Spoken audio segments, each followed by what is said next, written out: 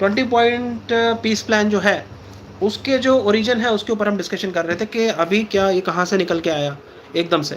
ये ऐसे निकला कि basically United Nations general assembly, यहाँ पे हमने अभी क्या देखा था, यहाँ पे हमने ये देखा कि जो वेस्टर्न कंट्रीज़ हैं, इन वेस्टर्न कंट्रीज़ ने मैट्रिक्स, क्या आप यूपी से हो? तो इन वेस्टर्न कंट्रीज़ ने क्या किया कि इन्होंने पैलेस्टाइन एज अ स्टेट उसको एक्नॉलेज कर लिया यूनाइटेड नेशन जनरल असेंबली में। कौन थी ये ख़ास तौर पे स्टेट्स? पोर्चुगल हो गया, फ्रांस हो गया, यूके हो गया, कनाडा हो गया और उसके बाद ऑस्ट्रेलिया। तो ये मेजर जो कंट्रीज़ हैं इन्होंने एक्नॉलेज कर लिया पैलेस्टाइन को एज अ स्टेट। कहा कि जैसे इज़राइल को अधिकार है as per the two state formula एक स्टेट के रूप में एग्जिस्ट करने का, उसी तरह से पैलेस्टाइन को भी है। ये चीज़ हुई। उसके बाद नेतन्याहू आया, वो स्पीच देने लगा। नेतन्याहू ये बोल रहा था, मेरे बात करने के तरीके से नावेद अब आपको पता चल जाएगा मैं किसको सपोर्ट करता हूँ, ठीक है? तो क्या पैलेस्टाइन में सीज़ फायर होगा या नहीं? पैलेस्टाइन में सीज़ फायर होने की संभावना बहुत ज़्यादा बढ़ गई है, मैं उसके पक्ष में हूँ। शांति स्थापित होनी चाहिए वहाँ पे। लव फ्रॉम बिहार, सत्तांशु कह रहे हैं, पड़ोसी हो मेरे, झारखंड से हैं matrix, okay. Gaza plan won't fail because it's badly written, it will fail because it's written for everyone except the people who actually live there. बिल्कुल बिल्कुल, it's like being criticized everywhere, लेकिन फिर वही वाली बात है कि it's at least a slim, how weak it may be, but it is at least an attempt to bring peace into that part of world in the Middle East. West Asia में जो हो रहा है, जो एक volatile situation है, वहाँ पे ये देख रहे हैं हम कि हमास और इजराइल डिफेंस फोर्स के बीच की ये लड़ाई है। 7 अक्टूबर 2023 को, आज से 2 साल पहले, 2 दिन बाद हो जाएंगे उसे 2 साल, तो आज से लगभग 2 साल पहले जो हमने देखा था यौम किपुर के समय, यौम किपुर वार जो 1973 का था, उस यौम किपुर वॉर के 50 साल पूरे होने पे 7 अक्टूबर 2023 को हमास ने एक अनकन्वेंशनल से तरीके से अटैक करा। 2100 लोगों को वहाँ पे मार दिया, 2100 लोग मरे थे उसमें, और 250 लोगों को अगवा करके ले गए, वो वहाँ से हॉस्टेज बना लिया। ये चीज़ हुई थी। उसने जिस तरह से हमास ने किया वो एक आतंकी हमला था, और इसी कारण से यहाँ पे जब मैं बोलता हूँ कि हमास जो है एक आतंकी संगठन है, तो मेरे कुछ साथी हैं जो पैलेस्टाइन के सपोर्ट में हैं। मैं भी पैलेस्टाइन के सपोर्ट में हूँ, हमारा भारत भी पैलेस्टाइन के सपोर्ट में है, यूनाइटेड नेशंस भी पैलेस्टाइन के सपोर्ट में है। लेकिन इस तरह की जो गतिविधियाँ हैं कि ऐसे अटैक कर दो और उसके बाद 250 लोगों को उठा के ले गए और 2100 लोगों को मार दिया, जैसा कि बताया जा रहा है रिपोर्ट्स में, ठीक है? लोगों को मारा है, चाहे 2100 को मारा हो, चाहे 21 को मारा हो, चाहे 1 को मारा हो, मारा है हमास ने, राइट? तो वो उग्रवादी ही तो घटना हुई, आतंकी घटना ही तो हुई वो। अब मेरे कुछ साथी हैं हमारे चैनल पे जुड़ते हैं, वो कहते हैं आप हमास को आतंकी क्यों बोल रहे हो? तो ये जो हमास कर रहा है, आतंकी अगर ऐसे नहीं करते तो कैसे करते हैं? और उसके कारण ही यहाँ पे ये एक बम की जो सुतली थी उसमें आग लगी, और उसके बाद फिर वो सीरीज़ ऑफ चेन रिएक्शन एक चल गया, और 2 साल से हमास में हम देख रहे हैं कि यहाँ पे प्रलय आई हुई है, नरसंहार चल रहा है, एक जलजला सा वहाँ पे आ गया है जो रुकने का नाम नहीं ले रहा है गाज़ा में। हमास के वहाँ पे 25,000 कैडर को ख़त्म कर दिया है, डोनाल्ड ट्रंप ने ऐसा बताया। ये भी उसने कहा कि 3 बार उनकी लीड को हमने एलिमिनेट कर दिया है। और इसके बाद यहाँ पे उन्होंने अपना 20 पॉइंट प्लान अपना ये दिया, और 20 पॉइंट प्लान को देने के बाद इन्होंने ये भी बोला कि संडे तक का टाइम है हमास के पास। अगर संडे तक उन्होंने इसे स्वीकार नहीं करा तो फिर उसके बाद all hell will break loose on Hamas, और हमास कहाँ पे है? गाज़ा में है। होगा क्या? हमास के तो मरे हैं 25,000 लोग, लेकिन 67,000 लोग टोटल मरे हैं। तो जो 25,000, 67 में से 25,000 आप हटा लो तो कितने बचे? 32 जो 32,000 42,000 जो और लोग मरे हैं, 32,000 हो गए, नहीं 42,000, राइट। तो जो 42,000 है वो हमास के तो नहीं है ना, वो निर्दोष लोग हैं जिनका कोई लेना देना नहीं है हमास से। हमास है कौन? हमास बेसिकली गाज़ा में 2007 में जो चुनाव हुए थे, तो उसमें Palestinian National Authority Mahmoud Abbas जिसके प्रेसिडेंट हैं, तो वो हार गई थी और वहाँ के लोगों ने हमास को जिता दिया। अब हमास को जिताया है, बूथ कैप्चरिंग हुई है, जो भी वहाँ पे ईवीएम हैक हो गई है, जो भी हुआ, कैसे भी करके मतलब वहाँ पे हमास जीत गया। और हमास 2007 से उसने दोबारा चुनाव तो नहीं कराया, हमास बस वहाँ पे 2007 के बाद से लगातार है उधर वहाँ पे, ये चीज़ हमें देखने को मिली। तो इस तरह से था। और उसके बाद फिर हमने ये देखा कि जो वो पैलेस्टाइन में वहाँ पे बाकी के लोग हैं, पैलेस्टाइन में मतलब गाज़ा स्ट्रिप में जो हमास है उसका आईडीएफ के साथ इस कारण से हो रहा है, जो मैंने आपको 7 अक्टूबर 2023 का अटैक हुआ, और लोग उसमें लगभग 67,000 ऐसे बताए जा रहे हैं कि जो मारे गए हैं, और 67,000 में से जो 25,000 हैं वो हैं हमास के कैडर, और 42,000 जो हैं वो हमास से जुड़े हुए नहीं थे, वो निर्दोष लोग मारे गए हैं। उसमें वो लोग हैं जो हॉस्पिटल में हैं, हॉस्पिटल में लोग मारे जा रहे हैं। और उसके बाद जो रिलीफ कैंप हैं उनमें आग लग रही है, तो उसमें जल के मर रहे हैं लोग। और सबसे ज़्यादा जो दुख की बात है, जो यूक्रेन से अलग बनाती है गाज़ा के इस ह्यूमैनिटेरियन क्राइसिस को, वो ये है कि यहाँ पे अगर बाहर से कोई एड जा रहा है, जैसे ग्रेटा थुनबर्ग की मैं बात कर रहा था, तो ग्रेटा थुनबर्ग अपने फ्लोटिला के साथ वहाँ पे पहुँची, तो 450 के आसपास जो यहाँ पे एक्टिविस्ट थे उन सबको डिटेन कर लिया और उन्हें वापस डिपोर्ट करने की तैयारी में लग गया। इसमें 4 इटली के लोग हो गए, और स्वीडन की ये ग्रेटा थुनबर्ग खुद है, जिसका मैंने आपको बताया कि ये फेमस हुई थी 2019 में, जब इसने हाउ डेयर यू बोल दिया था डोनाल्ड ट्रंप को। मतलब छोटी सी अदनी सी लड़की, और हाइट कम फाइट ज़्यादा वाली बात है, जरा सी लड़की है और डोनाल्ड ट्रंप को बोल रही है हाउ डेयर यू। तो ये तो उससे भी आगे निकली जो अपना ये एलॉन मस्क का लौंडा था, उसने कह दिया था you should not be in this office. तो वो मतलब उसको कह रहा था डोनाल्ड ट्रंप को कि तू इस ऑफिस में जचता नहीं है, तेरे को बाहर निकलना चाहिए यहाँ से, इस ऑफिस से। एलॉन मस्क साथ लेके गया था कंधे पे बिठा के। तो उस समय तो ग्रेटा थुनबर्ग ने उससे पहले ही कह दिया था हाउ डेयर यू। वो ग्रेटा थुनबर्ग यहाँ पे पहुंची थी, उसको डिटेन कर लिया और उन्हें वापस डिपोर्ट करने की चल रही है बातें। She is from Sweden, right, छोटी सी बच्ची है, she is a teenager I believe. तो ये है। अब यहाँ पे ये चीज़ हुई है कि ये सारा चल रहा है, लोग उसमें इतने सारे मारे गए हैं, तो किसी ह्यूमन ट्रेजेडी से कम नहीं है ये। अब थोड़ा सा हम कमेंट्स को और देख लें। Netanyahu is my ideal, this is very wrong matrix, ये सही नहीं है। आपको देखिए, अगर आपको, मैंने यहाँ पे सप्तांशु को भी कहा और मैट्रिक्स में आपको भी कह रहा हूँ, आप लोग यूपीएससी की तैयारी कर रहे हैं, नेतन्याहू जैसे लोगों को अपना आइडियल ना बनाएं आप। नेतन्याहू इज़ माई आइडियल, अगर आप यूपीएससी में ये जाके बोल दोगे ना, तो आपको इतने कम मार्क्स मिलेंगे कि वो उससे आपको नुकसान भी उठाना पड़ सकता है। आपने इंटरव्यू में अगर ये चीज़ बोल दी, तो इंटरव्यू में तो आपको अच्छे नंबर नहीं मिलेंगे अगर आपने ऐसे बोल दिया तो। बिल्कुल नेतन्याहू इज़ माई आइडियल मत बोलना आप, ठीक है ना, बिल्कुल ध्यान रखना आप। रीज़न आपको तब पता चलेगा जब यूपीएससी की तैयारी करोगे। I will suggest from last 1 hour you haven't discussed anything regarding this matter. Seriously, your discussion quality has degraded. Tatya बिच्छू, लाइक आपने ये लिखा है, दिस इज़ वेरी वैल्यूएबल जो आपने लिखा है, but like I am trying to come back to track, और मैं आपसे प्रॉमिस कर रहा हूँ कि I will just stick to the topic, और please now pay some attention to the thing that we are discussing, और जो हम डिस्कस कर रहे हैं that is related to geopolitics only. आप थोड़ा इस पर थोड़ा सा अगर आप धैर्य रखेंगे तो आप उससे अप्रिशिएट कर पाएंगे। So that's just my request. और बाकी सबसे भी अब यही है कि आप लोग भी इसमें, राइट, तो नेहा भी आ गई हैं। सर आप आरएसएस की आइडियोलॉजी को सपोर्ट करते हो कि सेकुलरिज्म को? आई सपोर्ट सेकुलरिज्म नेहा, और हम पैलेस्टाइन के सपोर्ट में हैं, हम हमास सपोर्ट में नहीं हैं, दोनों अलग हैं, right. That is the thing Rahul, next gaming, जो आप कह रहे हैं वही चीज़ है, और यूपीएससी में भी आपका वही पर्सपेक्टिव रहना चाहिए। इंडिया हमास को आतंकी नहीं मानता, इंडिया हमास को आतंकी मानता है, अल्लाह अकबर, ऐसा तो है।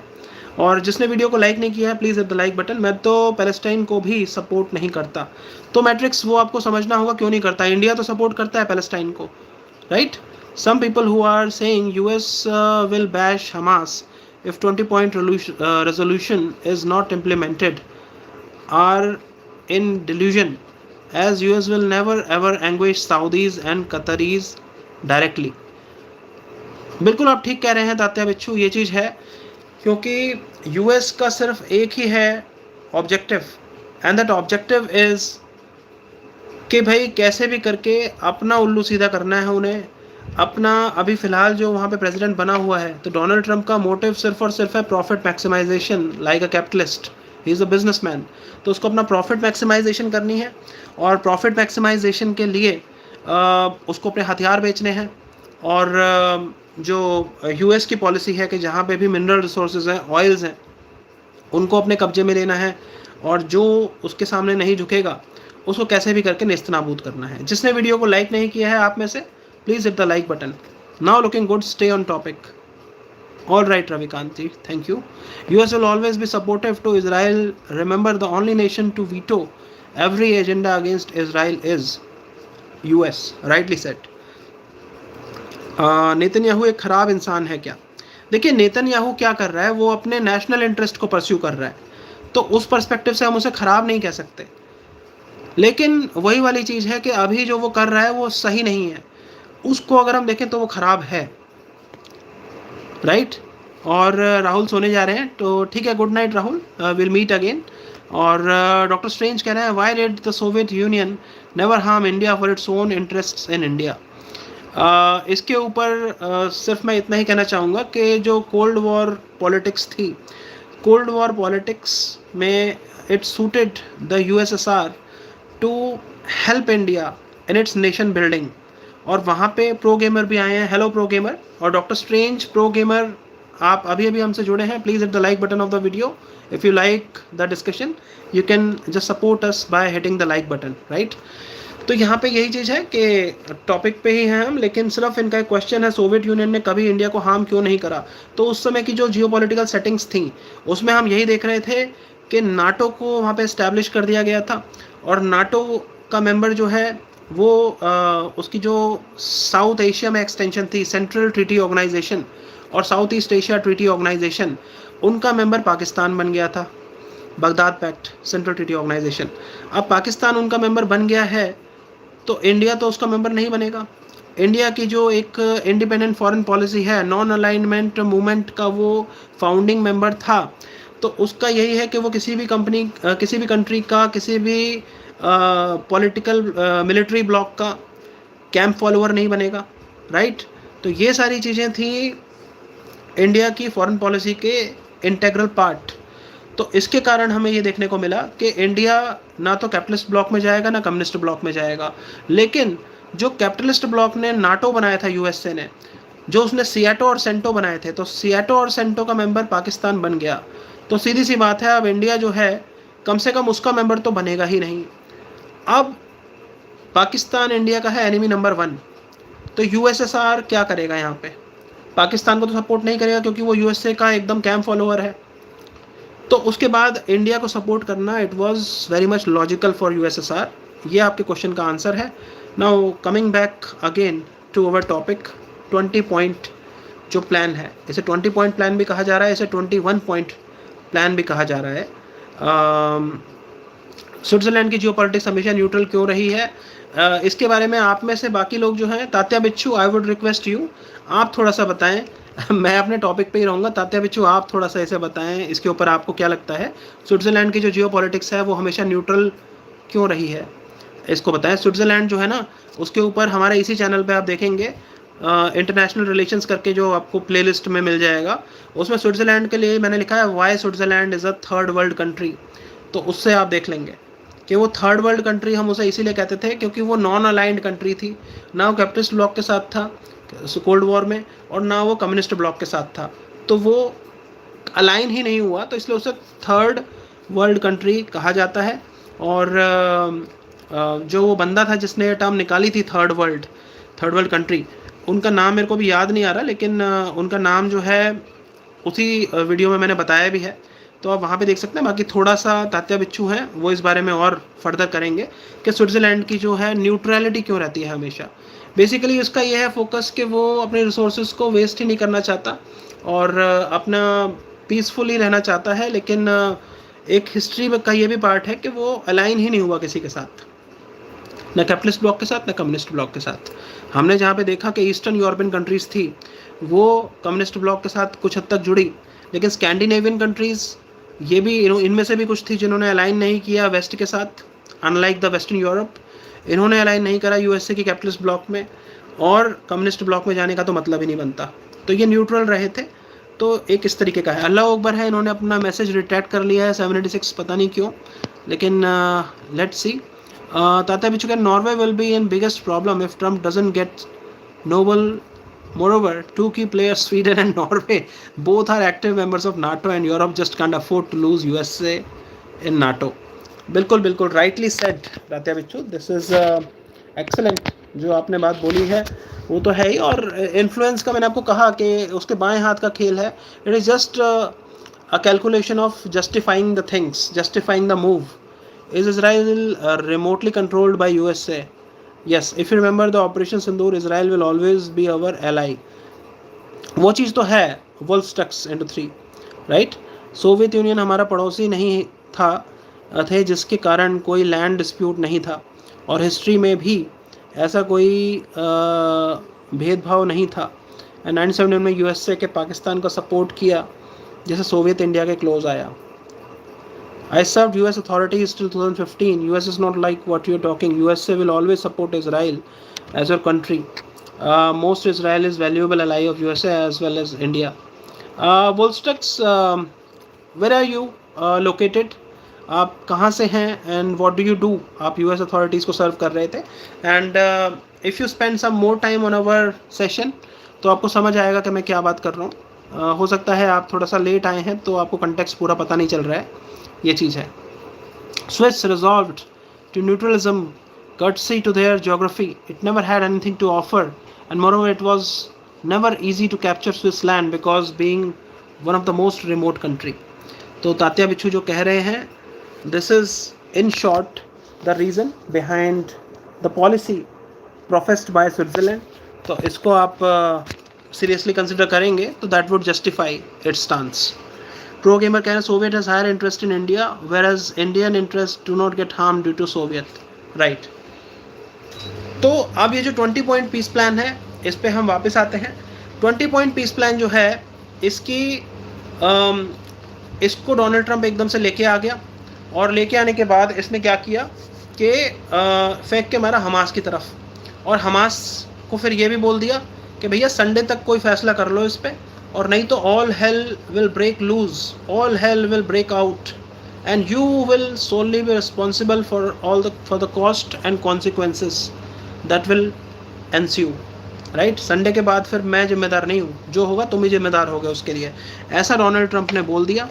और अब हम बात करते हैं कि 20 पॉइंट प्लान जो है एकाएक आया कहाँ से था, क्या है ये, इसके ऊपर करेंगे। पहले ये आया कहाँ से था, तो दरअसल यूनाइटेड नेशन जनरल असेंबली की जो है मीटिंग हो रही थी, इसमें हमने देखा कि मेजर जो कंट्रीज़ थी, मैंने आपको नाम बताया यहाँ पे, कनाडा हो गया, ऑस्ट्रेलिया हो गया, फ्रांस, पोर्चुगल और यूके, इन कंट्रीज़ ने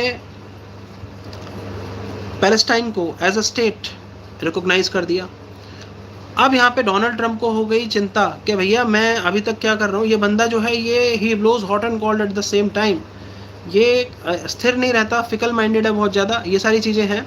और इसने डोनाल्ड ट्रंप ने फिर अब ये देखा, मनीष आ गए हैं यहाँ पे, क्या चल रहा है, लगता है मैं बहुत लेट हूँ। आपके मतलब की बात शुरू अभी अभी हुई है, समझ लो टॉपिक अभी से ही शुरू हो रहा है, ठीक है। लेकिन वीडियो को लाइक कर दो सबसे पहले मनीष, ठीक है, बहुत लेट आए हो तुम, तो तुम वीडियो को लाइक करो पहले। और टॉपिक स्टार्ट यही हो रहा है कि भैया 20 पॉइंट पीस प्लान जो गाज़ा का है ये कहाँ से ओरिजिनेट हुआ, उसके ऊपर बात हो रही है। सो B like now just be vigilant and continue with the session and you will get to know everything. You haven't missed anything that is important with regard to the title that has been given to this session, right? तो उसमें अभी 20 point plan का ये है कि Donald Trump ने ये देख लिया कि भाई अभी तक मैं इज़राइल को पूरा समर्थन दे रहा हूँ और इज़राइल यहाँ पे गाज़ा पे ये सारी चीज़ें कर रहा है और अटैक भी कर रहा है। सर क्या इज़राइल के पास न्यूक्स हैं? हाँ जी, इज़राइल के पास न्यूक्लियर वेपन्स हैं। मुझे एमएनएस दिख नहीं रहा है, कहाँ हो? मनीष आ गया है, इसे शो कर देता हूँ। मनीष ने अभी, अब दिख रहा है आपको? अभी दिखा? अब दिखा, another moderate just handle this, right. अब दिख गया है रविकांत जी, अब आपको दिख गया है मनीष? हाँ, तो अब ये चीज़ है कि जब डोनाल्ड ट्रंप को ये लगा कि भाई अभी तो वो इसराइल को पूरी छूट दे रखी है उसने, और इसराइल जो है वो अटैक करे जा रहा है, तो यहाँ पे डोनाल्ड ट्रंप ने एक पीस प्लान तैयार करने की योजना बनाई। और पीस प्लान इसलिए बनाया क्योंकि वही कि वो पगलाया जा रहा है कि कैसे भी करके उसे पीस प्राइज़ मिल जाए। तो वॉर को रुकवाने के लिए वो बार बार घोषणाएं करता फिर रहा है। यूनाइटेड नेशन जनरल असेंबली में भी उसने बोला कि मैंने 7 वॉर रुकवा दी, पिछले हफ्ते मैंने आपको बताया था 7 वॉर रुकवा दिए मैंने, ये बोल रहा है वो। और कह रहा है उसमें इंडिया पाकिस्तान का भी मैंने रुकवाया था। और इंडिया से वो खासतौर पर इसी बात से नाराज़ है कि इंडिया एक्नॉलेज ही नहीं कर रहा, इंडिया एक्नॉलेज ही नहीं कर रहा कि भाई डोनाल्ड ट्रंप ने वॉर रुकवाया है। डोनाल्ड ट्रंप के पर्सपेक्टिव से ये बात, राइट। तो अब यहाँ पे डोनाल्ड ट्रंप ने एक योजना बनाई, वेस्टर्न जो ये मुस्लिम देश हैं और जो अरेबिक कंट्रीज़ हैं, अरब देशों के साथ, मुस्लिम देशों के साथ मिलके इसने ये पीस प्लान तैयार करा। इसका खाका 20 पॉइंट प्लान इसे कहा जा रहा है।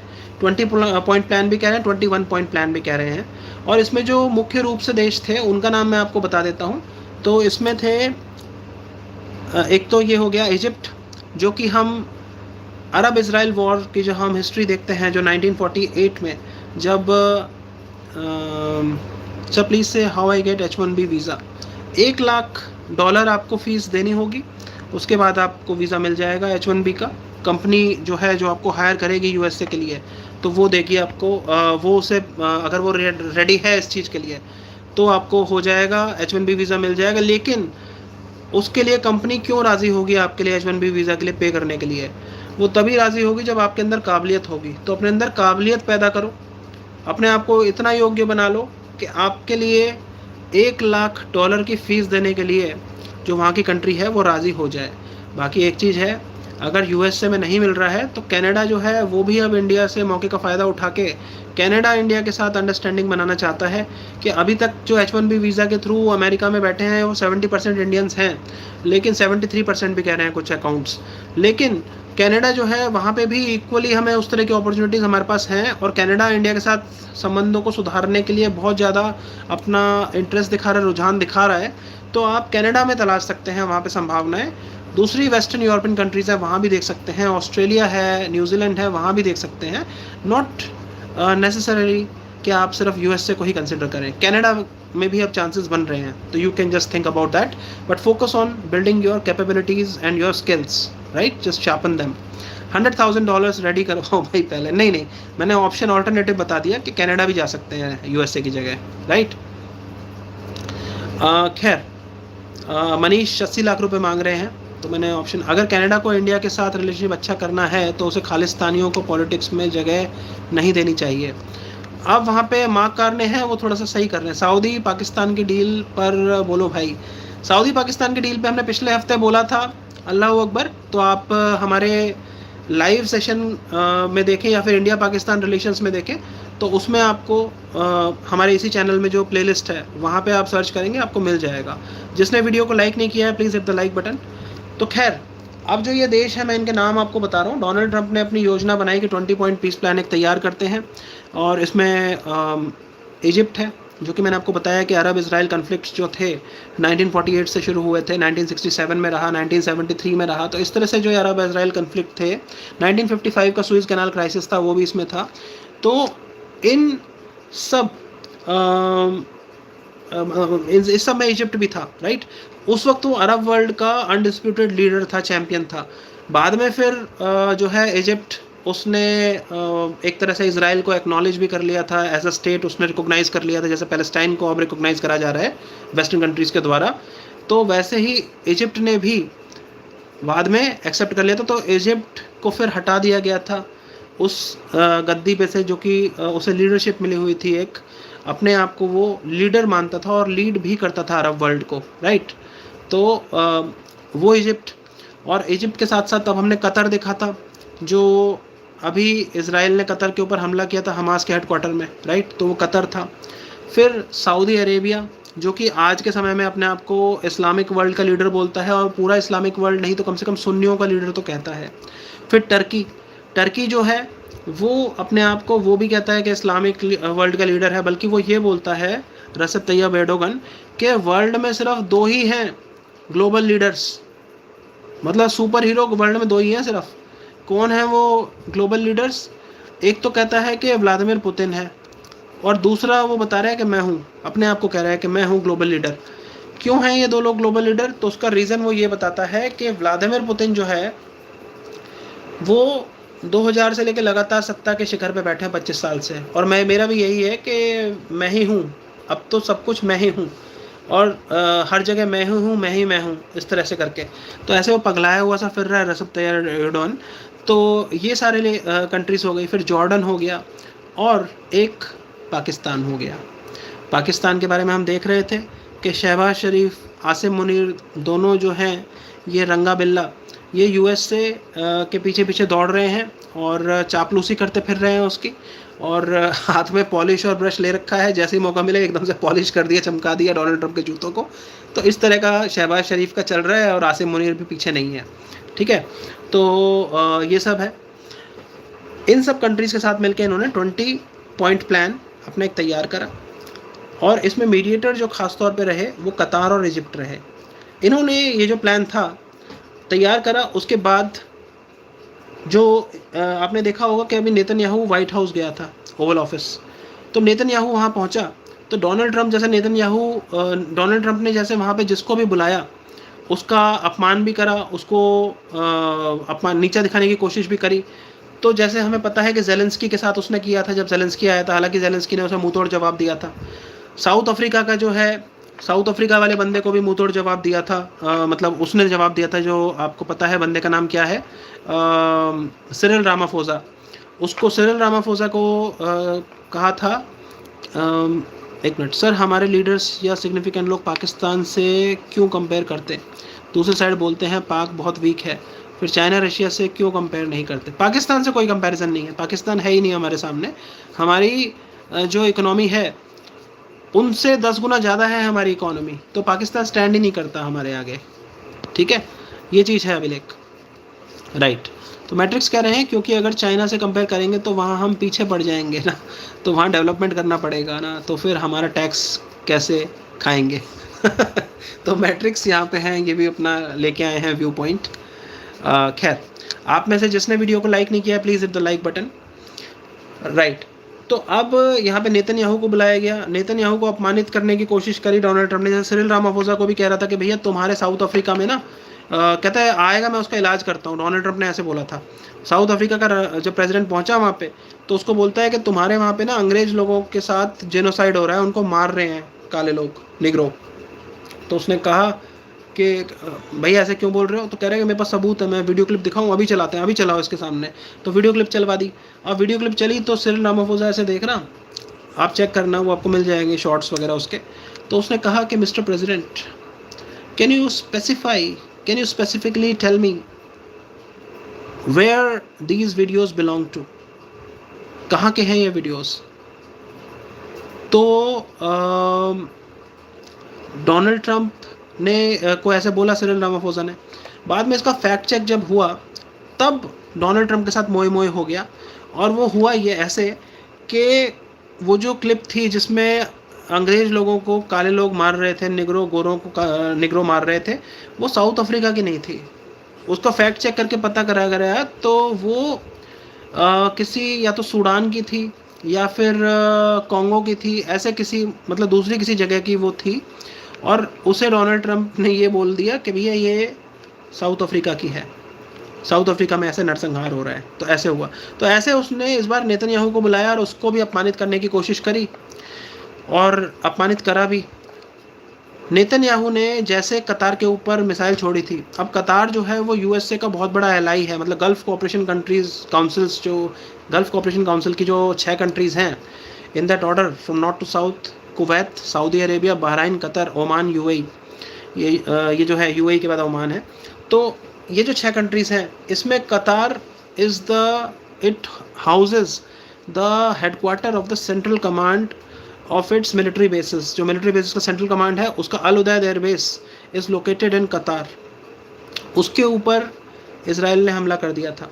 तो यूएसए ने अब फ़ोन करवाया इस बंदे से, when diplomacy failed in Moscow and Delhi, Trump found his last hope in Jerusalem. Right Tatya बिच्छू, बिल्कुल यही है कि दिल्ली वालों ने स्वीकार करने से मना कर दिया। रशिया जो है वो बिल्कुल तैयार नहीं है इस चीज़ के लिए, और यहाँ पे अब गाज़ा में जो है संभावना है वॉर रुकने की, और डोनाल्ड ट्रंप जो है वो अब खप्तियों की तरह मतलब ये सोच रहा है कि अगर नेतन्याहू नहीं माना, उसने इसीलिए उसे बेइज्जत भी किया और कहा कि तू पहले सॉरी बोल कतार को, तो सॉरी बोला, पीट भी सकता है वो नेतन्याहू को, ठीक है। तो उसने स्नब किया है, उसे पब्लिकली बेइज्जती करी है उसने फ़ोन अपने हाथ में पकड़ लिया, रिसीवर उसको पकड़ा दिया नेतन्याहू का, और वीडियो देखेंगे, और कहा है कि सॉरी बोल कतार से, और उसने कहा है कि मुझे दुख है कि मैंने कतार के ऊपर इजराइल ने हमला किया, ऐसा नेतन्याहू ने बोला है। और उसके बाद राइट उसके बाद फिर ये चीज़ हुई कि अमेरिका ने कतार के साथ एक एग्जीक्यूटिव ऑर्डर से उसने ये चीज़ एक अंडरस्टैंडिंग बनाई है कि नाटो एलाई लाइक स्टेटस दे दिया है उसने कतार को, यानी कि an attack on Qatar would be considered by US as an attack on its territory, मतलब वो यूएस से पे अटैक माना जाएगा। तो ये हो गया है, ये सारी चीज़ें रही। अब यहाँ पे जो 20 पॉइंट प्लान है इसमें ये भी बताया जा रहा है कि जिसको क्लॉज 18 है उसमें ये है कि Israel will not strike on over कतार, तो कतार के ऊपर इजराइल स्ट्राइक नहीं करेगा। और इसका मतलब ये हुआ कि कतार के अंदर जो हमास का हेडक्वार्टर है, जो उसमें हमास के कुछ जो मेंबर्स हैं वो उसमें हैं, तो उनके ऊपर भी वो भी महफूज है, उनके ऊपर भी अटैक नहीं होगा। तो ये 20 पॉइंट जो प्लान है इस तरह से ये इनिशिएट हुआ। और नेतन्याहू जहाँ पे आया, तो नेतन्याहू है तो जूनियर पार्टनर यूएस से कही, उसी की एक्सटेंशन है वो मिडिल ईस्ट में। तो अब नेतन्याहू ने अपनी मर्जी के उसके हिसाब की जो चॉइस की जो चेंजेस थी उसने वो अमेंडमेंट्स भी करवा ली इस 20 पॉइंट में, 20 पॉइंट 21 पॉइंट जो भी हम इसे कहें, और कुछ ऐसी चीज़ें डलवा दी जिससे कि एक तरह से ये हो गया कि ये इम्पॉसिबल से कुछ कंडीशंस उसमें डाल दी, या वो फिजिबिलिटी उनकी जो है बहुत कम है, उस तरीके की कंडीशंस उसमें ऐड करवा दी। और जब वो करवाई उसके बाद इजिप्ट और कतार, ये जो दो मीडिएटर्स हैं, इनके थ्रू हमास के पास ही भिजवा दिया गया। अब हमास कुछ जवाब देता, वो सोच रहा दे ना दे क्या करें, ये चीज़ भी है। अब यहाँ पे ये कह रहे हैं मैट्रिक्स रविकांत भाई, फ्यूचर में स्पेस वॉर होगा और हम इंडिया वाले आईपीएल देख रहे होंगे, क्योंकि जब तक एजुकेशन नहीं होंगे हमारे लोग तब तक फ्यूचर नहीं है। बिल्कुल ठीक कह रहे हैं मैट्रिक्स। और पिछले इंसान को हाल बताओ इनको जो पिछले फ्राइडे को किया था, पिछले शासन का हाल बताओ इनको जो पिछले फ्राइडे को किया था। फ्यूचर में स्पेस वॉर होगा, हम कहाँ हैं अभी, काइंडली एक्सप्लेन। तो स्पेस वॉर में तो हम नहीं है, स्पेस वॉर में तो मैं कहूँगा कि यूएस से जो है वो अपना कह रहा है कि आयरन डोम के बाद अब वो गोल्डन डोम बनाएगा अपना, और कह रहा है कि जैसे आयरन डोम हमने इजराइल को बना के दिया है उससे भी बढ़िया हम ग्लोबल गोल्डन डोम बनाएंगे, और वो हमें स्पेस में मतलब वो इस तरह के अपने वेपन्स वगैरह को प्लेस करना, और जो जैमर्स होते हैं जैसे मिसाइल्स को अगर डिस्ट्रॉय करना है तो उस तरह के कंट्राइवेंसेस वो सारे स्पेस में प्लेस कर देगा यूएस से, और उसको गोल्डन डोम नाम दिया गया है। तो यूएसए ने एक पहल कर दी है, और चाइना भी इसमें बहुत आगे है। तो यूएसए और चाइना ये इसमें बहुत ज़्यादा आगे हैं। रशिया जो है उसका हम कह सकते हैं कि टेक्नोलॉजी वाइज उसके पास एक लीगेसी है टेक्नोलॉजी की, लेकिन फिर वही है कि आउटडेटेड ऑब्सोलीट भी हो गई है वो। अब जो लेटेस्ट टेक्नोलॉजी है उसके लिए जो रिसोर्सेज हैं वो यूएसए के पास है और चाइना के पास हैं। तो इंडिया तो ना 3 में है ना 13 में है, ऐसा आप समझ सकते हैं स्पेस वॉर की जब बात जहाँ तक है। तो हम लोग भले लोगों में आते हैं, ज़्यादा वॉर में स्पेस वॉर के चक्कर में इंडिया नहीं पड़ने वाला। ये महाशक्तियों की लड़ाई है स्पेस वॉर जो है, राइट। तो हम लोग नहीं आते हैं उसमें, अभी उसमें यूएसए चाइना इनकी गिनती है, इन्हीं की आपस की लड़ाई है, रशिया को इसमें ले सकते हैं। पाकिस्तान एक ऐसा लॉलीपॉप है जिसे हमें दिखाकर हमारी कमजोरी को हमारी अचीवमेंट में बदल दिया जाता है बाय एवरी गवर्नमेंट। सर हमारे पास तो स्पेस स्टेशन भी नहीं है, हम स्पेस वॉर का अभी सोच भी नहीं सकते। इवन इसरो साइंटिस्ट की सैलरी 45,000 60,000 है, बताइए सैलरी है वो भी साइंटिस्ट की, इससे तो ज़्यादा होगी मेरे ख्याल से अब। तो मनीष कह रहे हैं सर पिछली बार लाइव में कितना लोग आए थे बताओ एक बार सबको। पिछले लाइव में आप कह रहे हैं उसमें मेरे ख्याल से 2200-2300 आए थे, 2200-2300। अच्छा नहीं, एक मिनट, लास्ट टाइम आप कह रहे हैं, मेरे को याद नहीं आ रहा। उसमें व्यूज़ थोड़े से बहुत मतलब काफ़ी कम थे, लोग उसमें बहुत कम थे, शायद तात्या बिच्छू भी नहीं आए थे उसमें, और मेरे ख्याल से 400-500 व्यूज़ थे उसमें, उससे पहले वाले में 2200 थे, राइट। टोटल 400-500 व्यूज़ थे और लोग बहुत कम आए थे उसमें। आज अभी मुझे लग रहा है लेकिन इसमें कि काफ़ी लोग होंगे, लेट्स सी। लेकिन हमारा काम है कि हम अच्छा डिस्कशन करें, and there would be a day, Tatya Bichhu ने जैसे चेताया कि हम ऑफ द टॉपिक ना जाएं। हमारा जो है ये जियो पॉलिटिक्स के लिए है, तो हम जियो पॉलिटिक्स तक ही इसे रखें, बीच में थोड़ा बहुत मजाक चलता है। Peace in Gaza is on crossroad of Israel, USA, Iran and Yemen. Peace in Gaza is on crossroad of Israel, USA तो है ही, Iran and Yemen, Israel, USA, Iran, Yemen. काफ़ी हद तक बिल्कुल आप ठीक कह रहे हैं, क्योंकि जो ये गल्फ़ कोऑपरेशन काउंसिल कंट्रीज़ हैं, ये तो सिर्फ मीडिएशन का काम करती हैं, उससे ज़्यादा नहीं। इन्वॉल्वमेंट जो होती है वो यहाँ पे हमें सीधी सीधी इसराइल, ईरान की ही है, और इसराइल को बैकिंग है यूएसए की, और ईरान जो है वो अपने प्रॉक्सीज़ के थ्रू जो उसने यहाँ पे लगा रखे हैं, लेबनान में हो गया हिजबुल्ला, और हमास को वो सपोर्ट करता है। बेशक से हमास सुन्नी है, शिया नहीं है, लेकिन हमास को भी सपोर्ट करता है। और हूथी जो हैं वो उसने वहाँ पे लगाई रखे हैं यमन में। तो बिल्कुल आप सही कह रहे हैं, उनके थ्रू सारा वो चल रहा है। तो यही इसमें की प्लेयर्स हैं जो इन्वॉल्व हैं, ये बात तो है। तो ये हो गया।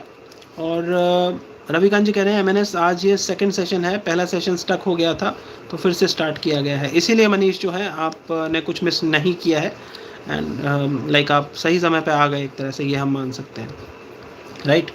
तो अब यहाँ पे ये था कि इज़राइल तो इस वॉर को जीतता हुआ दिख रहा था, क्योंकि इज़राइल जो है टेरिटरी को कब्जाया जा रहा है, आगे बढ़े जा रहा है। और जैसे रशिया कह रहा है कि भैया पीस चाहिए, तो जितनी टेरिटरी हमने यूक्रेन की कब्जा ली है वहाँ से यूक्रेन पीछे हट जाए, अपनी सेना को कह दे। और दूसरी चीज़ ये है कि नाटो को ज्वाइन करने के जो सपने देख रहा है, उन सपनों को छोड़ दे लेना, तो फिर पीस की कोई बात हो सकती है। ये बात रही। उसके बाद फिर हाँ, तो अब यहाँ पे इज़राइल तो बिल्कुल चाह ही नहीं रहा था कि भाई ये वॉर रुके, क्योंकि उसको ये है कि उसने ये भी बोला, अपने मंत्रियों से भी बुलवाया, नेतन्याहू ने भी ऐसी बातें चल रही थी, एग्जीक्यूटिव ऑर्डर साइन किया ट्रंप से मिलने से पहले, जिसमें उसने ये कहा कि भाई हम पूरे गाज़ा को ऑक्यूपाई कर लेंगे, हम पूरे वेस्ट बैंक को ऑक्यूपाई कर लेंगे, और ये लैंड जो है ये ट्रेडिशनली इज़राइल का ही है, हिस्टोरिकली, और यह इज़राइल का ही रहेगा, पैलेस्टाइन को एग्जिस्ट करने का कोई राइट ही नहीं है। उसने यूएनजीए में इस 20 पॉइंट पीस प्लान के आने से पहले ये भाषण भी दिया था, और उस भाषण में उसने ये कहा था कि पैलेस्टाइन को स्टेटहुड को एक्सेप्ट करने का मतलब ये है कि आप रिवॉर्ड कर रहे हैं जो 7 अक्टूबर 2023 को टेररिस्ट अटैक किया था हमास ने, उनके टेररिस्ट टैक्टिक्स को आप सपोर्ट कर रहे हैं, and this is a reward, the statehood would be a reward to them, ऐसा नेतन्याहू ने कहा, राइट। हाँ, पैसा बोलता है, ये मैट्रिक्स के लिए कह रहे हैं रविकांत जी, राइट। तो सर यूएस से इतना डेवलप्ड कैसे है कि हर जगह किसी का भी प्रॉब्लम में वो डोमिनेट करके पापा बन जाता है, और सब सर बोल के, जी सर बोल के उसे हेड भी मान लेते हैं। इसका जवाब आपको रविकांत जी ने दे दिया है, राइट। तो ये चीज़ है। तो अब यहाँ पे ये है कि इज़राइल को बिल्कुल ये था कि भाई हम तो गाज़ा को जितना यहाँ पे हमास को नुकसान पहुँचा रहे हैं, हम पहुँचा रहे हैं, हमें फंडिंग मिल रही है, पैसा अपने पास खूब है, यूएस से और दे भी रहा है, कोई दिक्कत नहीं है, और हमास जो है वो ज़्यादा कुछ कर नहीं पा रहा। तो इस तरह से था। लेकिन इतने में ही हमने देखा कि डोनाल्ड ट्रंप ने जब ये देखा कि भाई मेरी रशिया में भी दाल नहीं गल रही, रशिया के वॉर को मैं नहीं रुकवा पा रहा, इंडिया ने एक्नॉलेज करने से मना कर दिया है कि मेरा कोई रोल था, और था भी नहीं उसका रोल, पता नहीं मतलब क्या, जो भी थोड़ा बहुत रहा वो रहा, लेकिन इंडिया ने अपनी मर्जी से रोका है वॉर को। हालांकि मतलब और अच्छे से इलाज करना चाहिए था चोखा पाकिस्तान का, लेकिन इंडिया ने जल्दी रोक दिया, वो एक अलग चीज़ है। तो खैर, अब यहाँ पे ये है कि डोनाल्ड ट्रंप को आज सिर्फ यही थी कि गाज़ा वाले से हो जाए किसी तरह से करके। अब इसराइल को ये था कि हमास एक्सेप्ट नहीं करेगा, क्योंकि पहले भी इस प्रपोजल्स आए थे, लेकिन उनको हमास एक्सेप्ट नहीं कर रहा था। इज़राइल ने एक्सेप्ट कर लिया था, लेकिन हमास एक्सेप्ट नहीं कर रहा था। लेकिन यहाँ पे एक तरह से गेम पलट गया है कि इज़राइल ने एक्सेप्ट कर लिया है इस 20 पॉइंट पीस प्रपोजल को विथ रिक्वेस्ट। उसने एक रिक्वेस्ट भी करी है, हमास को ये समझ आ गया है कि it is not going to win in this war. Hamas जो है धीरे धीरे धीरे करके कमज़ोर हो रहा है। मैंने आपको भी बताया 25,000 के आसपास उसके कैडर उसका ख़त्म हुआ है, मरे हैं 25,000 हमास के आतंकी, और 3 बार उनकी टॉप लीडरशिप है वो एलिमिनेट हो गई है, ऐसा डोनाल्ड ट्रंप ने कहा है। 67,000 इन टोटल एक एस्टिमेट बताता है कि गाज़ा में लोग मारे गए हैं, उसमें से 25,000 हमास के थे। ये चीज़ है सर। फिर तो ब्रिक्स ने डॉलर को टक्कर देने के लिए करेंसी निकाली थी ना, हम ट्रेड में वही यूज़ करनी चाहिए। अभी नहीं निकली है वो मैट्रिक्स, अभी नहीं निकली वो। उसके लिए उसने कहा था डोनाल्ड ट्रंप ने, अगर वो निकाली तो मैं टैरिफ लगा दूंगा सारी ब्रिक्स कंट्रीज़ पे, ठीक है। तो 50% टैरिफ जो ब्राज़ील और इंडिया के ऊपर लगा है वो तो है ही, और भी लग जाएगा अगर वो निकाली तो वो अभी तो नहीं निकल रही, आगे देखेंगे क्या होगा। संभावना उसकी बहुत कम है, कम से कम India will not be a party to it, क्योंकि इंडिया क्वाड का मेंबर है, तो वो चीज़ है, राइट। और रविकांत जी कह रहे हैं मैट्रिक्स, मैंने फंडा दूसरों को लड़वाओ और आर्म्स बेचो, जहाँ शांति है वहाँ प्रॉब्लम क्रिएट करो, जहाँ प्रॉब्लम है वहाँ फंड करके और बढ़ाओ। मनीष कह रहे हैं डोनाल्ड ट्रंप को नोबेल पीस प्राइज़ का कीड़ा कब से लगा है, कितना टाइम हो गया? ये रविकांत जी आप हेल्प करो मनीष की, आप बताओ कब से लगा है। तो अब फिर यहाँ पे ये है कि इसने एक्सेप्ट कर लिया है।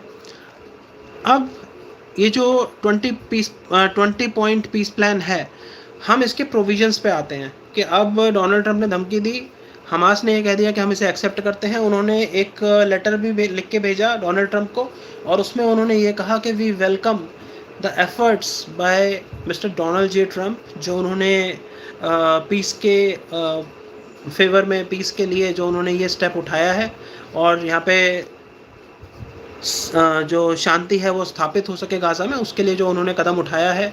और इंटरनेशनल जो ऑर्डर है, इंटरनेशनल जो मेंबर्स हैं कम्युनिटी के, और जो अरेबिक कंट्रीज़ हैं, अरब कंट्रीज़ हैं, मुस्लिम कंट्रीज, सबको उन्होंने थैंक यू कहा है कि शांति के लिए ये अपना प्रयास जो उन्होंने किया है।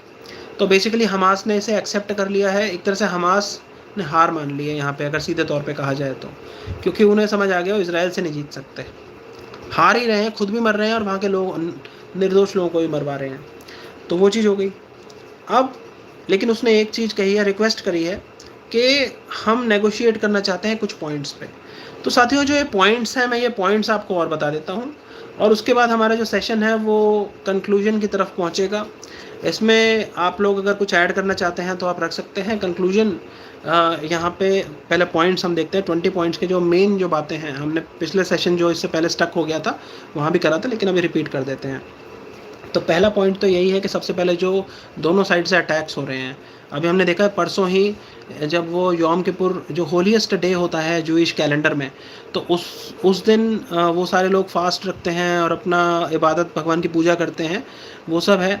तो वो लोग उसमें लगे हुए थे जूइश लोग इज़राइल में, और हमने देखा कि गाज़ा से जो हमास है उसी ने की होगी खुरापात, तो उसने रॉकेट छोड़ दिए इज़राइल में, ये चीज़ भी करी थी।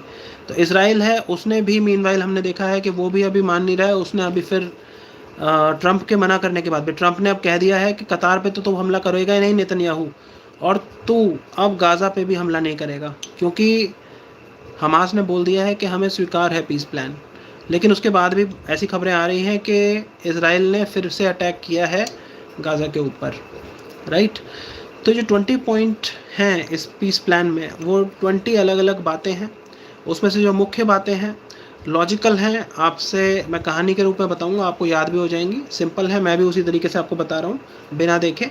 तो उसमें पहला तो ये है कि दोनों तरफ से जो अटैक हो रहे हैं, इज़राइल की तरफ से गाज़ा में और गाज़ा की तरफ से हमास की तरफ से, छोटे मोटे जो कुछ थोड़ा बहुत कर पा रहे हैं, मतलब वो जो कोशिश कर रहे हैं, लेकिन इज़राइल को कुछ फ़र्क नहीं पड़ रहा उससे। आयरन डोम तो है ही, और वैसे भी बचा ही क्या है अब हमास के पास। तो वो उस तरह की जो हॉस्टिलिटीज़ हैं वो बंद हो जाएंगी, पहला। दूसरा जो है एड, जो मैंने आपको ग्रेटा थुनबर्ग का बताया, उसी तरह से और भी जो है, नहीं ऐसा 115 तो कुछ नहीं है, 15-20 मिनट का देखेंगे। मेरे को बहुत बुरी तरह से, आप पता है, लड़ाई बड़ाई हो जाएगी, डांट पिट जाएगी। पापा जो हैं मेरे, सुबह मेरे साथ आप लोगों का एंटरटेनमेंट हो जाएगा, सुबह उनका एंटरटेनमेंट हो जाएगा।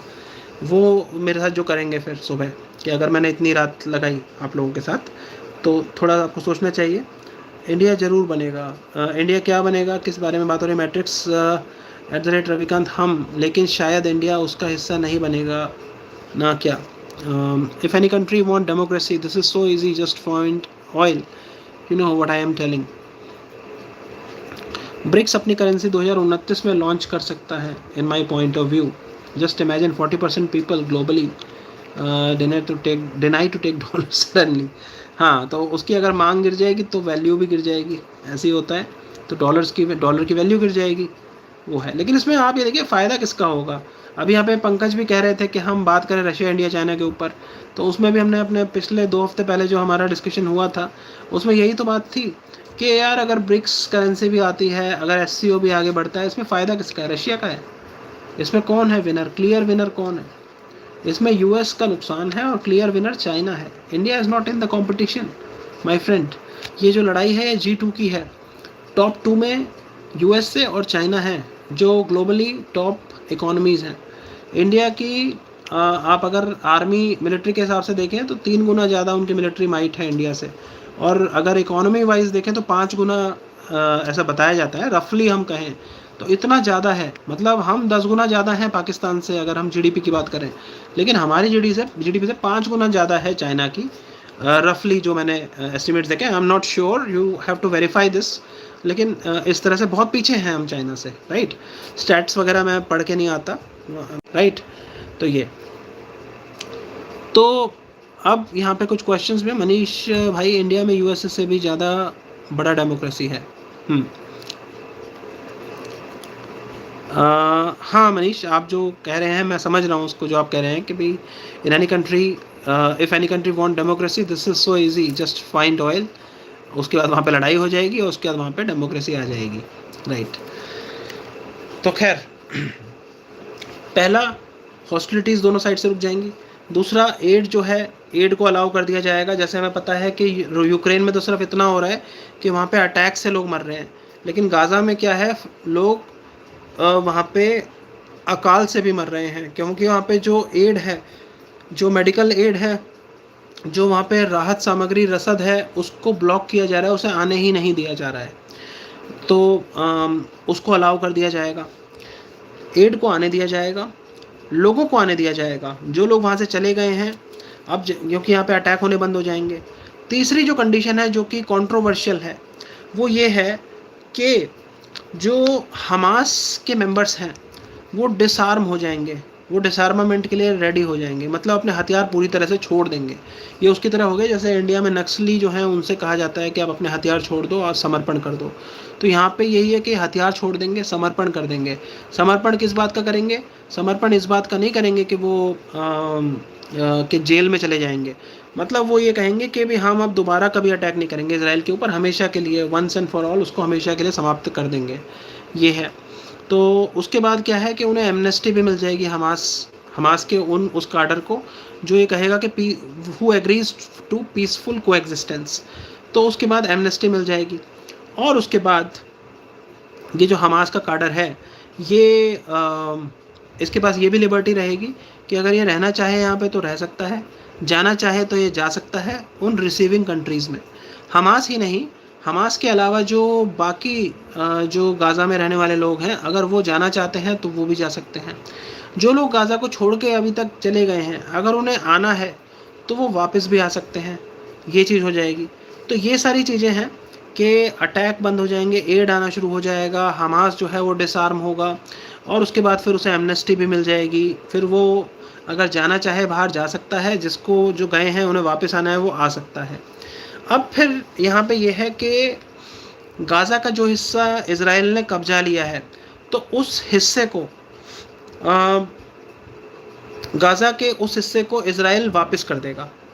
ये जैसे अभी बात हो रही थी, यहाँ पे बहुत सारे हमारे दर्शक हैं, हमारे जो व्यूअर्स हैं, उन्होंने ये चीज़ कही कि ये सक्सेसफुल क्यों होगा, सक्सेसफुल होगा नहीं होगा. तात्या बिच्छू ने कहा कि ये सक्सेसफुल होगा क्योंकि it has been so badly planned, इसलिए सक्सेसफुल होगा, ऐसा उन्होंने कहा. तो वही वाली चीज़ है कि ये कंट्रोवर्शियल जो इसमें क्लॉजेस हैं, कंट्रोवर्शियल जो इसमें बातें हैं, उसके कारण इस बात के ऊपर लग रहा है कि ये कितना सक्सेसफुल होगा. क्योंकि क्या हमास पूरी तरह से डिसआर्म होने के लिए राज़ी हो जाएगा? हमास को ये नहीं लगेगा कि हमने अगर हथियार छोड़ दिए, जैसे हमने हथियार छोड़े, क्या इज़राइल फिर से अटैक नहीं कर देगा हमारे ऊपर? हम वैसे ही मर रहे हैं तो इससे अच्छा तो मारते हुए मरे. तो ये चीज़ें हमास इसके लिए बचेगा या नहीं बचेगा? आप होते तो गाज़ा को कैसे बचाते? अभिलेख आप जो कह रहे हैं अगर मैं होता तो मैं गाज़ा को कैसे बचाता, तो वो क्यों राज़ी होगा? वो क्यों राज़ी होगा? क्योंकि जो वहाँ के लोग हैं, मैं कैसे बचाता, तो देखिए गाज़ा को यहाँ पे एक ही आदमी बचा सकता है, और वो आदमी जो है वो है डोनाल्ड ट्रंप। डोनाल्ड ट्रंप के अलावा कोई भी ऐसा नहीं है जो अपनी इन्फ्लुएंस एक्सरसाइज कर सके,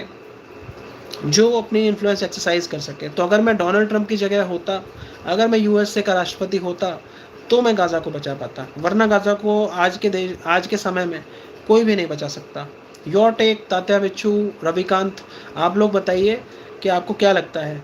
आप लोग अपनी ओपिनियंस रखते रहते हैं, तो आप लोग बताइए कि, और उसके अलावा बाकी सब लोग भी, लेकिन आप में सबसे ज़्यादा सीनियर और सबसे ज़्यादा वेल इन्फॉर्म्ड जो 2 लोग हैं, मैंने उनका बताया जो अभी अवेलेबल हैं यहाँ पे।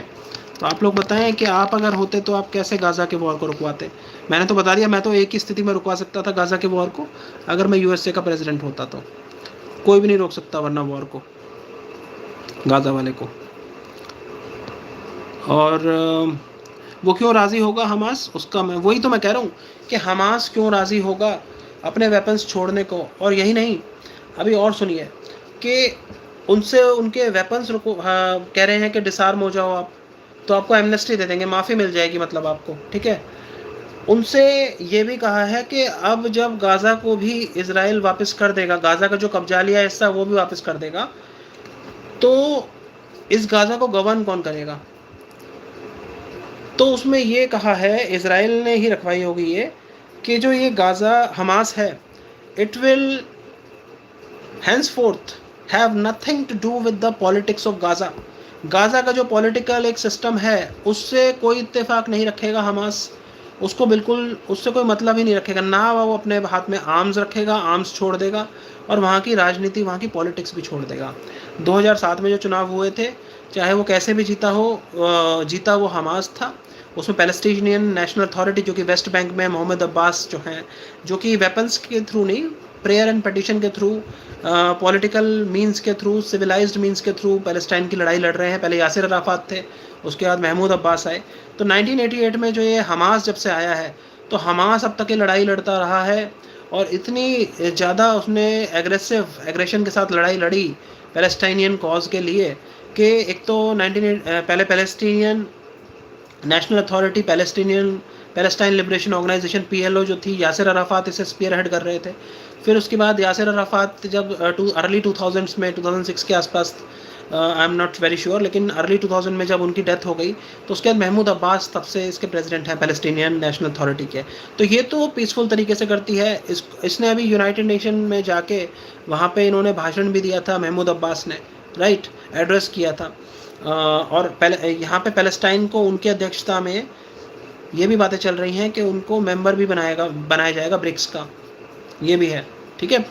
तो एक तो यूनाइटेड नेशंस में पैलेस्टाइन को एक रिकॉग्निशन मिल गया है एक स्टेट का, 2 स्टेट सॉल्यूशन की बात चल रही है, इतने सारे देशों ने एक्नॉलेज किया है जो मैंने नाम बताए थे। और दूसरा ये ब्रिक्स का मेंबर भी बनने जा रहा है, ऐसी बातें आ रही हैं। और पैलेस्टाइन को ब्रिक्स का मेंबर बनने से कोई भी नहीं रोक सकता। क्या ब्राज़ील रोकेगा? नहीं रोकेगा। यूएसए को बिल्कुल पसंद नहीं करता लूला, राइट। रशिया रोकेगा? क्यों रोकेगा? इंडिया रोकेगा? नहीं रोकेगा। चाइना रोकेगा? चाइना क्यों रोकेगा? ठीक है। और साउथ अफ्रीका भी नहीं रोकेगा। मैंने बताया था उसका स्टांस क्या। उसने ये कहा था कि जो ये बंदा है नेतन्याहू और इजराइल, इन दोनों के against international court of justice, international criminal court में वारंट निकला पड़ा है, तो इनको तो सही टाइम आने पे इनको तो प्रोसिक्यूट किया जाएगा। ये इंटरनेशनल क्रिमिनल हैं, जेनोसाइड कर रहे हैं। तो इन लोगों, जब उसने ऐसे बोला है सिरिल रामाफोसा ने, ठीक है, हमारे इस चैनल पे आप शॉर्ट्स पे जाएंगे, सबसे ज़्यादा व्यूज़ जिस शॉर्ट पे आए हैं वो यही वाला शॉर्ट है। आप शॉर्ट्स पे जाएंगे, सॉर्ट बाय पॉपुलैरिटी करेंगे तो उसमें आ जाएगा, 70,000 व्यूज़ हैं उसमें शायद। तो that is that very short Cyril Ramaphosa के ऊपर है वो, उसको आप देखिएगा, इस चैनल पे ही है। एंड आप में से जिसने वीडियो को लाइक नहीं किया है, please hit the like button on the top, right. तो अब यहाँ पे ये जो हमास है, इस हमास के लिए यही वाली बातें हैं कि क्या हमास इस बात के लिए रेडी होगा कि वो आर्म्स को ड्रॉप कर दे, अपने सारे हथियार गिरा दे, हथियार छोड़ दे। दूसरा कि वो यहाँ की राजनीति जो अब तक वो करता आया है 1988 में, इसकी इंसेप्शन के बाद से ये इतने एग्रेसिवली पैलेस्टीनियन कॉज के लिए लड़ता रहा। हालांकि एक नरम दल गरम दल वाली बात जैसे कांग्रेस में थी फ्रीडम स्ट्रगल के दौरान, तो उसी तरह से नरम दल जो है वो पैलेस्टाइन लिबरेशन ऑर्गेनाइजेशन थी और पैलेस्टीनियन नेशनल अथॉरिटी है। महमूद अब्बास, पहले यासिर अराफात थे, महमूद अब्बास है। Yasser Arafat was a great friend of India.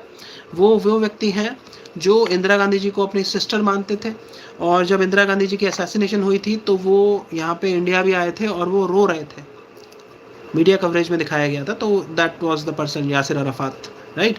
2000 के अर्ली टू 2000 में 2006 के आसपास शायद वो फिर नहीं रहे, तो उसके बाद फिर Mahmoud Abbas took the torch then after that, right.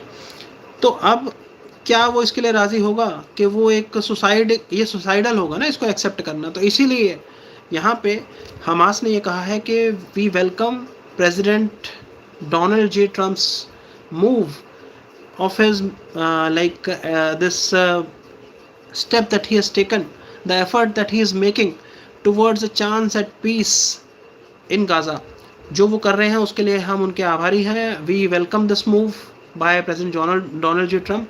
Donald Trump ने उसको अक्षरशः वैसा ही अपने ट्रूथ सोशल पे भी छाप दिया, और उन्होंने थैंक यू हमास ने एक जो वेस्टर्न कम्युनिटी है और जो ये अरब वर्ल्ड है, मुस्लिम नेशंस हैं, इन सब को भी थैंक यू बोला है इनके एफर्ट्स के लिए कि इन्होंने मीडिएटर का रोल जो इजिप्ट और कतार ने निभाया ये सारा था। बस उन्होंने यही कहा है कि कुछ इश्यूज़ हैं उन पे हम नेगोशिएट करना चाहते हैं, और वो इश्यूज़ यही वाले हैं कि इनकी डिसआर्मामेंट, मतलब जो हथियार गिर देंगे, और जो आगे पॉलिटिक्स चलेगी उसको लेके कि इनका कुछ उससे लेना देना नहीं रहेगा, कोई दखल नहीं रहेगा। तो ये ऐसे कैसे कर सकते हैं, इतनी इन्होंने लड़ाई कर ली, इतना इन्होंने खो दिया, और उसके बाद ये खुद ही खो जाए बिल्कुल इन ऑब्लिवियन, इन एनोनिमिटी। तो वो चीज़ है जो इसके ऊपर सवाल उठाती है तात्या बिच्छू जो कह रहे हैं। तो क्रिटिक्स बहुत सारे लोग जो इस बात को बोल रहे हैं कि ये सफल नहीं होगा, इस पर जो प्रश्न चिन्ह उठ रहे हैं इसी कारण से उठ रहे हैं कि क्या हमास राज़ी होगा, और अब इज़राइल क्या राज़ी होगा। इसमें से कुछ इश्यूज़ ऐसे भी हैं जो इज़राइल को भी शायद रास ना आए।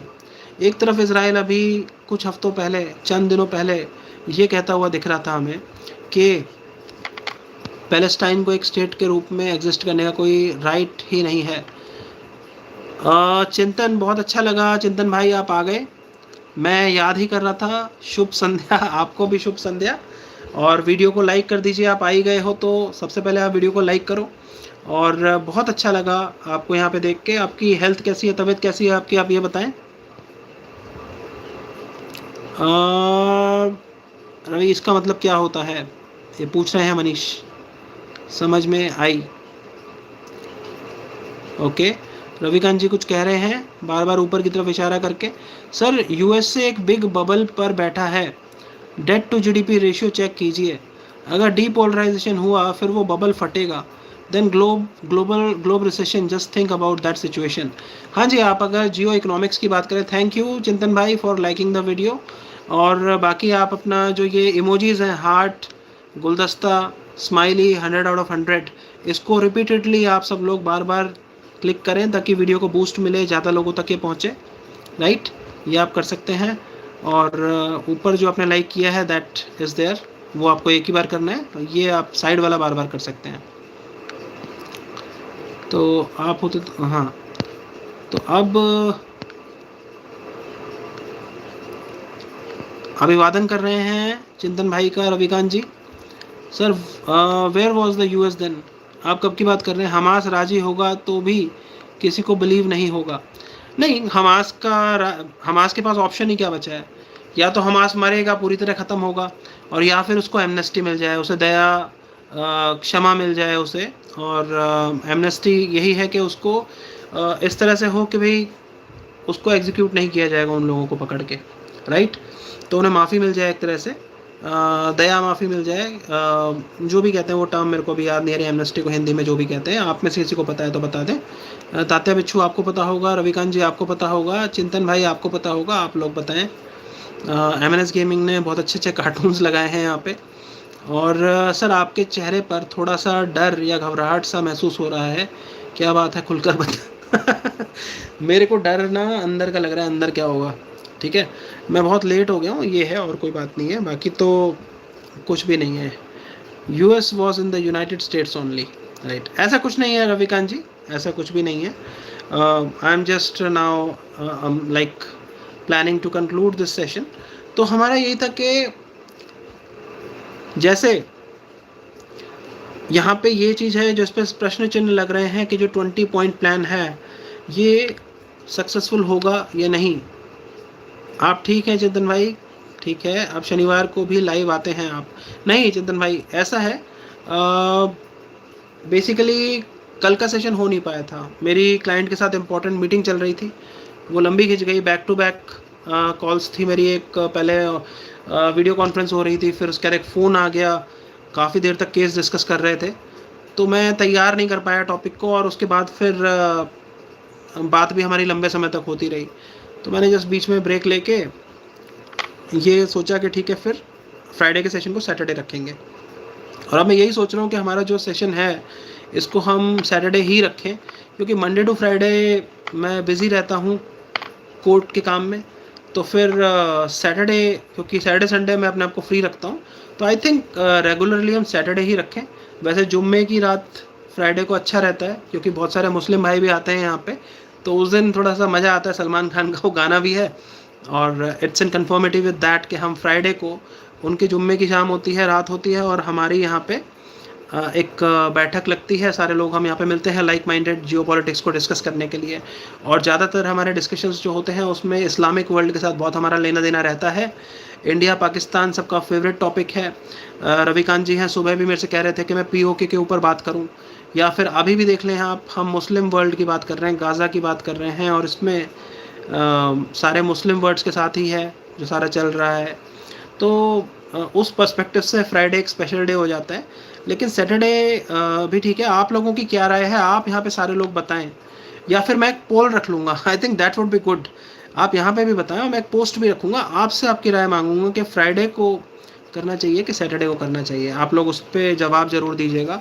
पता नहीं क्या होता है कि यहाँ पे बहुत सारे लोग हैं लेकिन वो वीडियोस को सपोर्ट नहीं करते, जो मैं वीडियो अपलोड करता हूँ किसी की उस पर कमेंट नहीं आती, किसी के उस पर लाइक नहीं आता, और पोस्ट करता हूँ उस पर भी बहुत कम, मतलब रविकांत जी कर देते हैं, मनीष कर देता है, और कोई भी नहीं करता। आप लोगों से यही गुजारिश है, आप कर दिया करो, आप जो रेगुलर हो, कम से कम आपसे उम्मीद है कि आप चैनल को आगे बढ़ाने में मदद करोगे। लॉ के बारे में भी जानकारी देनी है, कार्तिक कह रहे हैं। कार्तिक, आप क्या लॉ की पढ़ाई कर रहे हैं? I am not able to recall, आपने शायद मेरे को बताया था, क्या करते हैं आप, ये आप बताएं, देखेंगे फिर उसको। और लॉ के बारे में भी हम करते रहते हैं बीच बीच में डिस्कस, खास तौर पे जो हमारा दूसरा चैनल है उसके ऊपर हमारा रोज़ न्यूज़पेपर का एनालिसिस होता है सुबह, ठीक है, एलिमनी लॉज, ठीक है, उसके बारे में ज़्यादा क्या ही बोले, वो वहाँ पे एक मजबूरी हो जाता है, कोर्ट का ऑर्डर है, उसे हमें फॉलो करना ही होता है, वो चीज़ है। तो खैर, जो आप यहाँ पे देख रहे हैं हैंडल है @ADV वैभव शर्मा, उससे आप सर्च करेंगे तो आपको मेरा दूसरा चैनल दिख जाएगा जिस पे मैं रोज़ लाइव आता हूँ सुबह 8 बजे, और न्यूज़पेपर की हेडलाइंस का एनालिसिस उस पर होता है, तो वहाँ पे आप आ सकते हैं। वहाँ पे हम okay okay okay, you work as an HR in Genpact, okay Kartik, तो कहाँ पे, कौन से लोकेशन में हैं आप? NCR में हैं, बेंगलोर में हैं, हैदराबाद में हैं, जयपुर में हैं, कि कहाँ पे हैं आप, इंडिया के किस पार्ट में हैं, कि आप इंडिया से बाहर कहीं पे लोकेटेड हैं, ये आप मेरे को बताएं। और क्या आप UPSC की तैयारी कर रहे हैं, या आपको जियो पॉलिटिक्स में इंटरेस्ट है, आप इसलिए आए हैं यहाँ पे, या फिर मतलब लॉ के बारे में लेकिन आप पूछ रहे हैं? Okay okay, Noida sector 135, great great great, ठीक है। तो हाँ, आपका सपोर्ट हमेशा रहेगा रविकांत जी, वो तो मैं समझता हूँ, राइट, आपका सपोर्ट हमेशा रहेगा,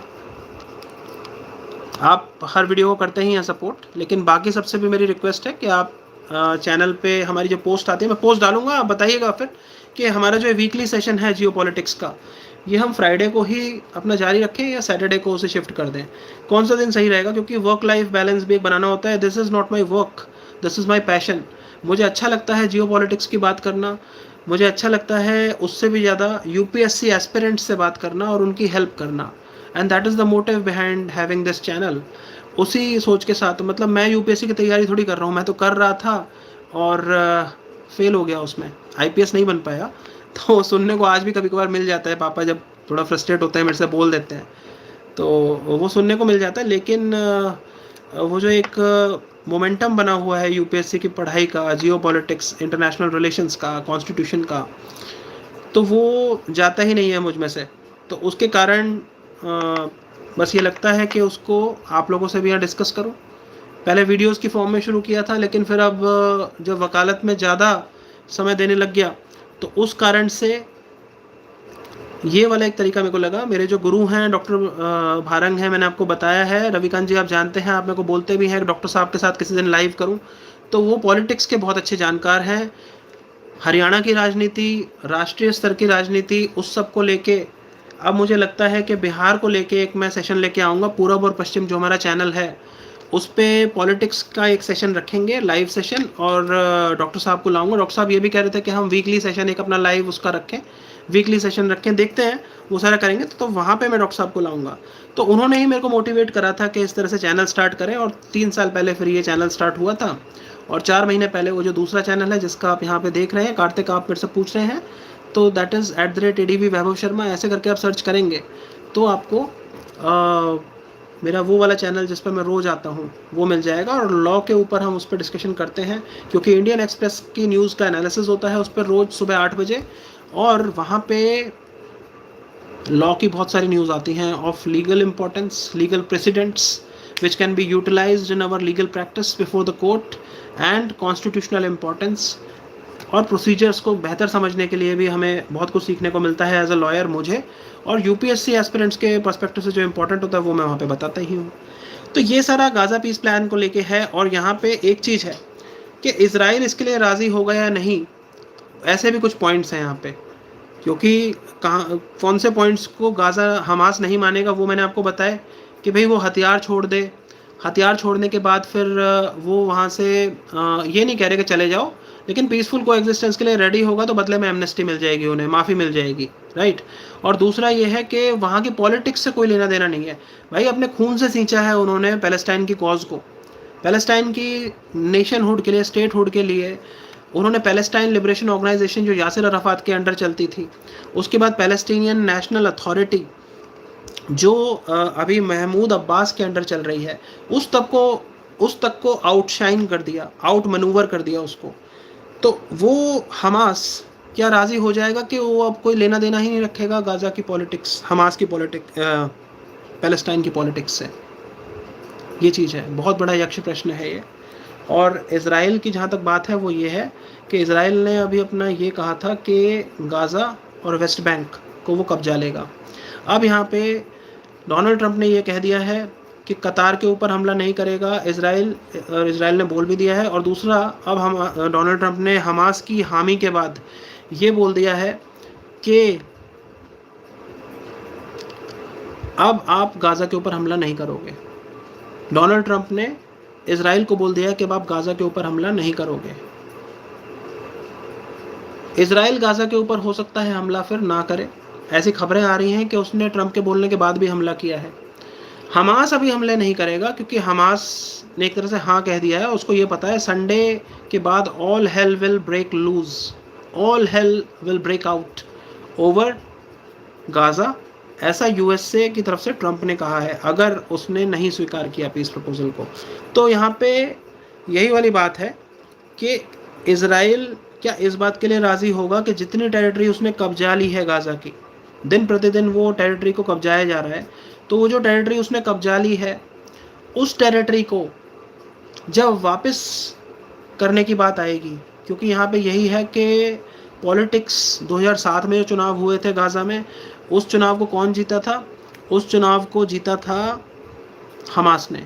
पैलेस्टीनियन नेशनल अथॉरिटी हार गई थी महमूद अब्बास वाली, वहाँ के लोगों ने, वहाँ के आवाम ने हमास के पक्ष में वोट डाला, कैसे भी करके जीते हों वो, बूथ कैप्चरिंग करी हो उन्होंने, या फिर उन्होंने ईवीएम हैक करा ली हो ईवीएम मतलब वहाँ पे होगी नहीं, तो बूथ कैप्चरिंग करी हो, जैसे भी करके किया हो, तो वो जीत गए थे, ठीक है। गरम दल जीत गया था, नरम दल हार गया था, ऐसा समझ लें। तो एक्सट्रीमिस्ट हमास जीत गया था, तो वो हमास। अब यहाँ पे ये है कि गाज़ा जो है उसको, उसके उस हिस्से को जिसको कब्जा रखा है इसराइल ने, वो वापस कर देगा इसराइल। क्या इसराइल वापस कर देगा उस हिस्से को? ये बहुत बड़ा प्रश्न है, क्या वो वापस कर देगा? और अगर यहाँ से कह रहे हैं कि Hamas will have no role left to be involve in any manner with Gaza, रहना चाहे तो रहने की एक अलग बात है, एमनेस्टी मिल जाए उसे, वो सब है, लेकिन ना वो यहाँ पे हथियार रख सकेगा अपने पास, ना वो यहाँ पे पॉलिटिक्स कर सकेगा। तो फिर फ़ायदा क्या हुआ हमास का? 25,000 लोग मारे गए हमास के, 3 बार उनकी टॉप लीडरशिप एलिमिनेट हो गई, तो फिर फ़ायदा ही क्या हुआ? तो हमास इसको माने।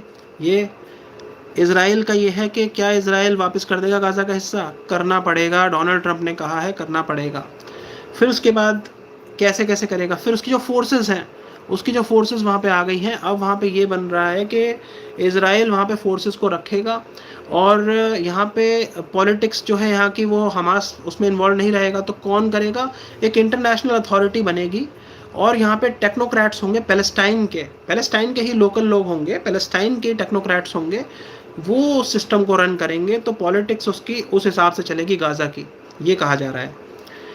इसमें इज़राइल कितना साथ दे देगा, ये सोचने वाली बात है। कितना वो इस बात के लिए राज़ी होगा कि वो कैसे गाज़ा को छोड़ेगा जितना उसने कब्जा लिया है, क्योंकि इज़राइल को भी, उसके लिए भी एक एग्जिस्टेंशियल क्राइसिस है, एग्जिस्टेंशियल थ्रेट है ये, कि कैसे वो करे कि उसके ऊपर दोबारा जो 7 अक्टूबर 2023 को हुआ था अटैक, वो दोबारा ना हो जाए।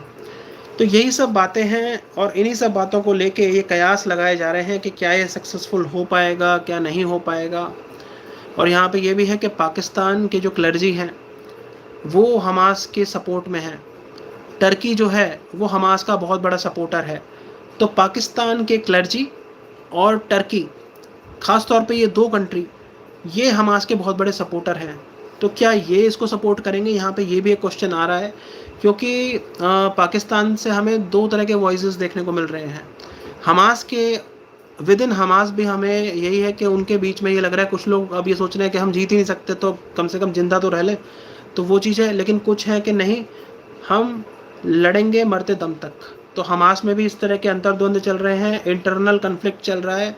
और पाकिस्तान में भी ये है कि पाकिस्तान के एक तरफ शहबाज शरीफ और आसिम मुनीर जो है रंगा बिल्ला हैं, चंगू मंगू, इन्होंने तो कह दिया कि डोनाल्ड ट्रंप को नोबेल पीस प्राइज़ मिलना चाहिए। व्हाट अ वंडरफुल, क्या मतलब इन्होंने दिया है ये प्लान। और वहीं पे जो वहाँ के इंटीरियर मिनिस्टर हैं वो कह रहे हैं कि नहीं, ये तो प्लान है ही नहीं वैसा, हमें नहीं स्वीकार है, हमने जैसा कहा था वैसा नहीं है तो बदल दिया।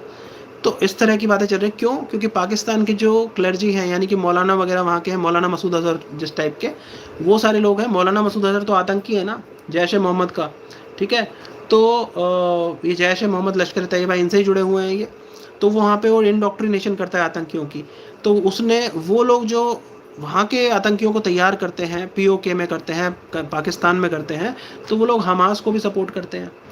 तो पाकिस्तान के अंदर से हमास का सपोर्ट है, टर्की में हमास का सपोर्ट है। तो वो इसे कितना सपोर्ट करेंगे इस चीज़ को कि हमास को वहाँ की पॉलिटिक्स से ही निकाल दिया जाएगा। ये सारे सवाल हैं जो इसके ऊपर सवाल उठाते हैं कि ये कितना सफल होगा जो 20 पॉइंट पीस प्लान है। तो साथियों, मुझे ये इम्पोर्टेंट लगा था और दिलचस्प भी था मेरे हिसाब से। It was important, so I discuss this topic with you. और आपको इस पर क्या लगता है? This is it. क्वेश्चन यहाँ पे यही है कि will there be a lasting peace in Gaza? क्या गाज़ा में लास्टिंग पीस होगा? यही हमारा था। अब हमने डिस्कस ये किया कि 20 पॉइंट प्लान है क्या, वो मैंने आपको बता दिया, कहाँ से आया उसका ओरिजिन बता दिया, और क्या सफल होगा ये, और अगर सफल होगा या नहीं होगा, ये सवाल जो उठ रहे हैं इसके ऊपर हमने, ये सवाल क्यों उठ रहे हैं, तो हमास कितना इसको सपोर्ट एक्सेप्ट करेगा, इज़राइल कितना इसको सपोर्ट करेगा, इन सब बातों के कारण इस पर सवाल उठ रहे हैं।